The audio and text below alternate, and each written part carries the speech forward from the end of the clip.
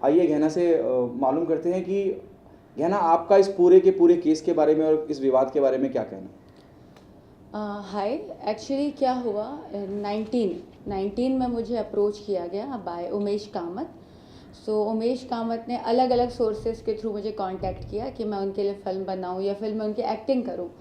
But मैं कभी भी मैंने इतना बोल्ड नहीं किया। मेरे लिए जो सबसे बोल्ड सीरीज़ थी टिल देन वो थी गंदी बात, एंड उसमें भी मैं बहुत ज़्यादा कंफर्टेबल नहीं थी। तो इन लोगों ने अलग अलग सोर्सेज के थ्रू कांटेक्ट किया। देन फाइनली इनको एक कोऑर्डिनेटर मिलता है, रवि गुप्ता। और हर आदमी की हमारे इंडस्ट्री में इच्छा होती है प्रोड्यूसर बनने की। उसके लिए किसी भी एक्टर के लिए प्रोड्यूसर बनने से बड़ा अचीवमेंट कुछ नहीं होता। तो इन्होंने रवि गुप्ता को लालच दिया कि अगर तुम गहना वशिष्ठ को ऑन बोर्ड ले आते हो तो हम तुम्हें प्रोड्यूसर बना देंगे। तो रवि ने मुझे इंस्टाग्राम पे अप्रोच किया, फिर यहाँ वहाँ किया, और उसने मुझे ये नहीं बताया कि हॉट शॉट्स की सीरीज़ है, क्योंकि सबको पता था कि हॉट शॉट्स बहुत ही ज़्यादा बोल्ड कंटेंट बनाता है, बहुत ज़्यादा।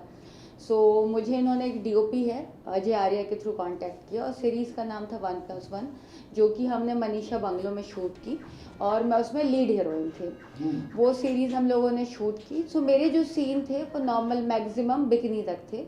आई वॉज मतलब हैप्पी। बट तब तक मुझे नहीं पता था कि हॉट शॉट्स की सीरीज़ है। फिर क्रीसेंट टावर है यहाँ पे वीआईपी प्लाजा के सामने, वहाँ पे डबिंग एडिटिंग सब कुछ चल रहा था इनका। तो वाइल डबिंग मैंने अचानक से, क्योंकि डबिंग के टाइम पे पूरी की पूरी फिल्म देखते हो, मैं दूसरे के सीन भी देख रहे थे, तो वहाँ पे मुझे एक लड़की का सीन दिखा जिसका नाम था सेजल, एब्सोल्युटली टॉपलेस। मेरा वहाँ पे रवि से झगड़ा हुआ कि यार ठीक है कि मेरे बोल सीन नहीं है, it's okay, but same film में अगर किसी और लड़की के बोल सीन है then it would be a problem. तो ही सेड कि नहीं नहीं नहीं, let me make you talk to somebody. मैंने कहा हु बोल, चल मैं आपको मिला ही लेता, मिला के आ जाता हूँ। देन हमारा क्रीसेंट टावर से और इनका जो ऑफिस था मौर्य लैंडमार्क 702, बहुत ज़्यादा दूर नहीं था, 2 से 3 मिनट की वॉक थी। हम लोग आए वहाँ पे। फर्स्ट टाइम मैं उमेश कामत से मिली। उस ऑफिस में मैं पहले जा चुकी थी। मैं क्यों जा चुकी थी, क्योंकि मुझे मीता झुनझुनवाला ने पहले बुलाया था, जब ये लोग द गहना ऐप करके उन्होंने एक ऐप बनाया था, तो वो ऑफिस में पहचानती थी। बट मुझे ये नहीं पता था कि हॉट शॉट्स की भी ऑफिस है, क्या है। अंदर जाते हैं, सेम बाहर एंट्री पे भी इंडस्ट्रीज लिखा हुआ है। अंदर हम लोग जाते हैं, लेफ्ट हैंड साइड पे राजकुंद्रा का कैबिन है, जहाँ पे राजकुंद्रा और उसकी पूरी फैमिली के फोटोज़ होते हैं। राइट हैंड साइड पे सबसे लास्ट कॉर्नर पे उमेश कामत का कैबिन होता है।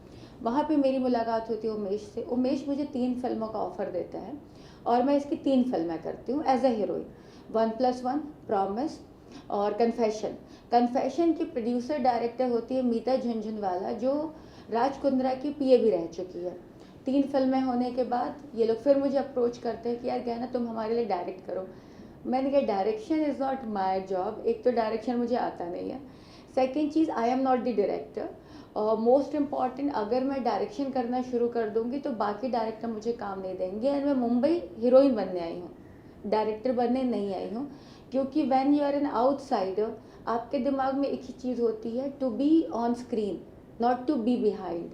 तो वो मुझे कहता है यार एज अ हीरोइन कब तक काम करोगी, एक ही फेस हम बार बार रिपीट नहीं कर सकते, every time we need new heroines. तो मैंने कहा मेरे पास ऐसी हीरोइनें भी नहीं है, I am not into casting as well.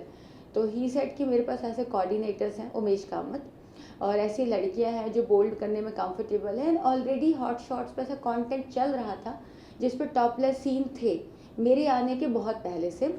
एक फिल्म थी उसमें 9 o'clock, जिसमें नेहल का एब्सोल्युटली टॉपलेस सीन था, और बहुत सारे लोगों की फिल्में थी जो पहले से बहुत सारा कुछ था।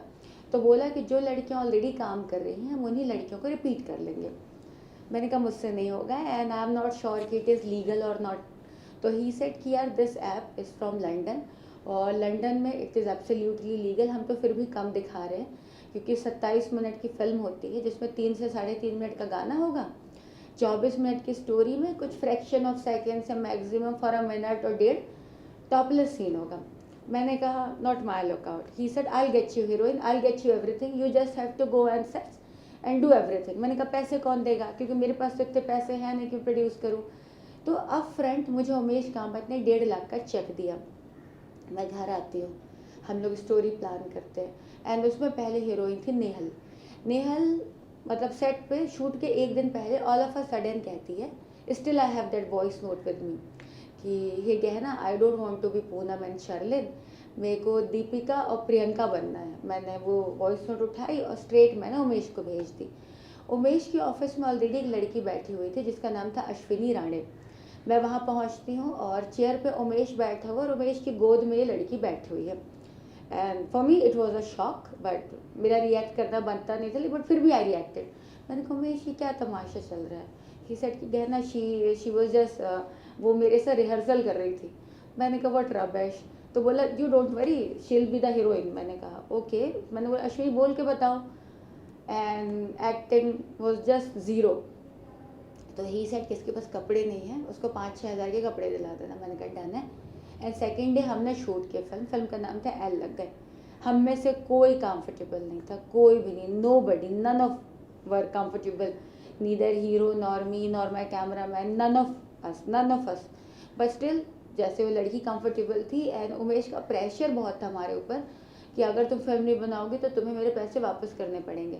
मैंने कहा यार Umesh it is a kind of a force, मेरे को तुमने 1.5 लाख रुपए एडवांस दिए ठीक है, बट अब मतलब ऑलमोस्ट 3 लाख रुपए मेरे लग चुके हैं क्योंकि लोकेशन ही 45,000 रुपये की है। डबल ड्रैगन कैमरे पे शूट हो रहा है, 1 ट्रक भर के लाइट आई हुई हैं, डबल ड्रैगन है तो डबल डीओपी है, डबल फोकस पुलर है, ट्रैक है, जिमी है, गाना है, कॉस्ट्यूम है, मेकअप है, हेयर है, सब कुछ है। I won't be able to pay you anything. तो he said then shoot. So somehow हमने फिल्म शूट की और फिल्म हमने सबमिट की। फिल्म ने ठीक ठाक प्रॉफिट किया आई एम श्योर, बट हमको तो सिर्फ एक 3 लाख रुपीज़ मिलते थे। And this is how we have started working. And जब तक हॉट शॉट्स की लाइफ इज़ वर्किंग मैं कभी राज कुंद्रा से नहीं मिली। हॉट शॉट्स ऐप बंद हो चुका था और मुझे ऑल ऑफ अ सडन एक दिन उमेश कामत का कॉल आता है। मेरी उमेश से काफ़ी बातचीत होती थी, काफ़ी ज़्यादा, क्योंकि वही मेरी फिल्मों के लिए हीरोइनें फाइनल करता था, वही मुझे बताता था कि ये हीरोइन होगी, ये सेटअप होगा, ऐसा होगा। तो जनवरी 13, 2021 को पहली बार मैं उमेश राज कुंद्रा से मिलती हूँ थ्रू उमेश कामत ग्रैंडुआ टावर पे। एंड वो सिर्फ 2 मिनट की मीटिंग थी, बहुत ही डिसेंट मीटिंग थी। हम लोग पब्लिक प्लेस पे मिलते हैं जहाँ राज कुंद्रा मुझे कहते हैं कि hey Gehana now we are going to start new venture जिसका नाम बॉली फेम है और जल्दी लाइफ। सो जल्दी लाइफ का फेस तो सबको पता है, शिल्पा शेट्टी थी, और बॉली फेम के लिए दे वर looking for Sara Khan, Sai Tamhankar and Shamita Shetty was also about to cast मतलब to work in that. So this is how this all has started. आज जब आपकी अभी कल एक टाइम्स ऑफ इंडिया में एक स्टोरी ब्रेक हुई जहां आपने कहा कि क्योंकि आपने फोटो देखे, भैया आप किसी ऑफिस में घुस रहे हैं, वी इंडस्ट्री लिखा हुआ है, तो उस बारे में थोड़ा बताइए। और क्या आपको उस फोटो में कौन कौन थे जब मैं फोटो की बात करता हूँ? अच्छा मैं बताऊँ, मुझे जब 2019 में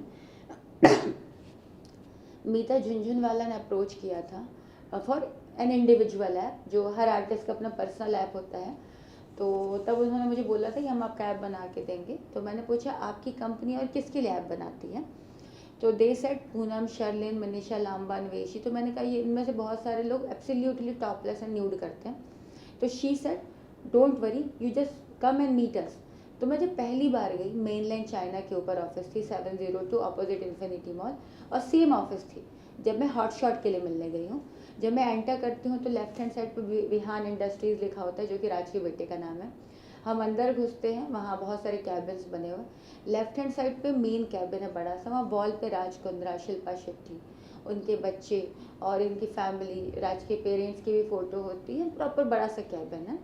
देन राइट में मैं घुसती हूँ तो वहाँ पे मेरी मीता से मुलाकात हुई और बाकी डिस्कशन हुआ। जब मैं दोबारा गई उमेश से मिलने, सेम सेटअप सेम ऑफिस, तो जहाँ पे मीता बैठा करती थी पहले, अभी वहाँ पे उमेश कामत बैठा हुआ था। एंड दिस टाइम हम हॉट शॉट्स की बातें कर रहे थे। ओके, द सेम ऑफिस हाँ. with Umesh Kamath, not Meeta Jhunjhunwala. Exactly, and this time we were talking about hot shots, not an individual app. Okay, now the second meeting with Meeta Jhunjhunwala, what hot shot के बारे में बात कर रहे हैं, और second meeting with Umesh Kamat, okay. not Meeta. The very first meeting with Meeta, okay, for an individual app.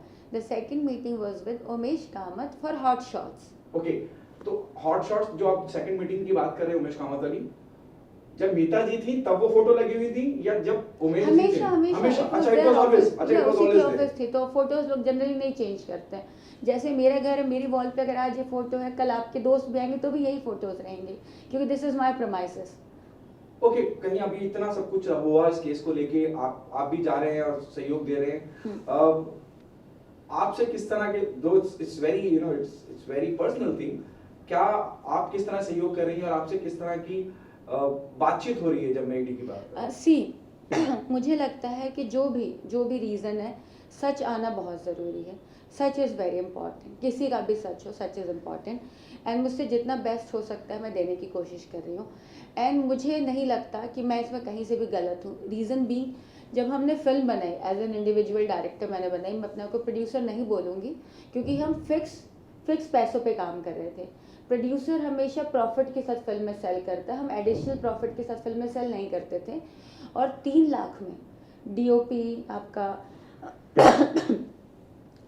अब सबसे पहले स्क्रिप्ट बनती है, उसमें स्क्रीन प्ले, डायलॉग राइटर और आपका स्क्रिप्ट राइटर होता है। उसके बाद जब फिल्म की स्क्रिप्ट अप्रूव होती है, जो कि उमेश कामत अप्रूव करता है, फिर कास्टिंग लॉक होती है।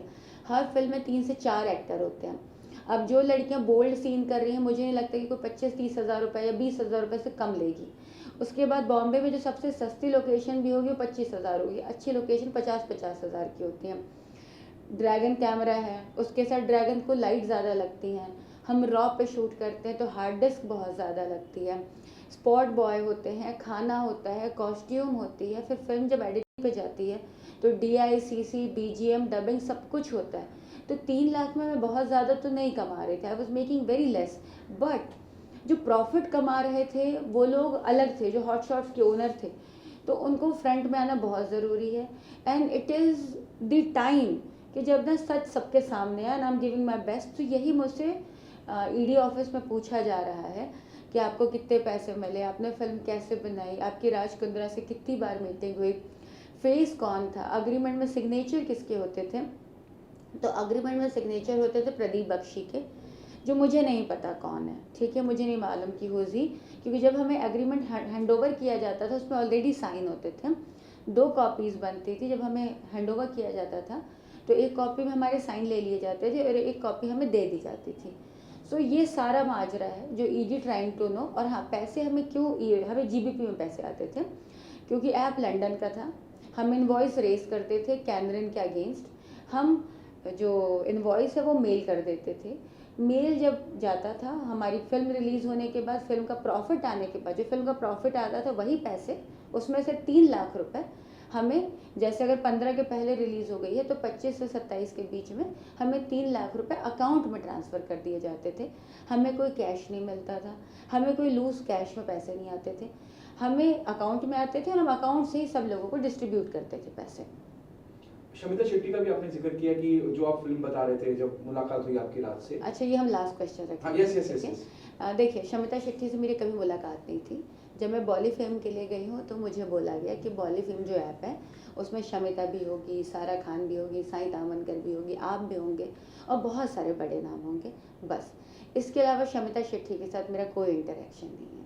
राज कुंद्रा को जिस तरह से इस केस में वो इन्वॉल्व रहे हैं, उनको जेल भी जाना पड़ा, आप उनके बारे में क्या कहना चाहिए? देखिए, जो जेल में जाना पड़ा उस पर तो मैं कुछ नहीं कह सकती क्योंकि वो मैटर ऑलरेडी कोर्ट में चल रहा है। बस मैं ये चाहती हूँ कि ये जो चल रहा है ना माजरा, वो ख़त्म हो। 4 साल से हम लोग परेशान हो गए हैं। पहले मेरे अकाउंट फ्रीज़ हुए थे, कोर्ट ने उसे डिफ्रीज़ कर दिया। सेम मैटर के लिए मैं जेल गई, मुझे बेल हो गई। अभी सेम मैटर फिर से उठा दिया गया है। जो पैसे ऑलरेडी कोर्ट डिफ्रीज़ कर चुका है, उन्हीं पैसों के बारे में फिर से बातें हो रही हैं, जबकि पैसों के बारे में ऑलरेडी चेकिंग वगैरह इंक्वायरी हो चुकी थी। जो मैटर ऑलरेडी कोर्ट में चल रहा है, सेम सवालात पूछे जा रहे हैं। मैंने सुना था, मैं हालांकि लॉ स्टूडेंट नहीं हूँ, मैं सिर्फ इंजीनियर हूँ, कि एक अगर आप उसे कोई गलत काम कहते हैं तो उसके लिए एक बार आप उसे पनिशमेंट दे सकते हैं। सेम चीज़ का बार बार बवंडर बचाना, तमाशा करना, बार बार हमको ड्रैग करना, ये अच्छा नहीं लगता है। मेरे सातों अकाउंट फ्रीज़ हैं, मेरा म्यूचुअल फंड, मेरी FD, मेरा डीमैट अकाउंट सब फ्रीज़ है। तो मुझे लॉजिक नहीं समझ में आ रहा है कि why it is happening. And if the reason is Raj Kundra, then he needs to come, he needs to face the consequences and he needs to sort this out, क्योंकि we were just workers and we were working as a worker, so हम ये सब face करें doesn't look good।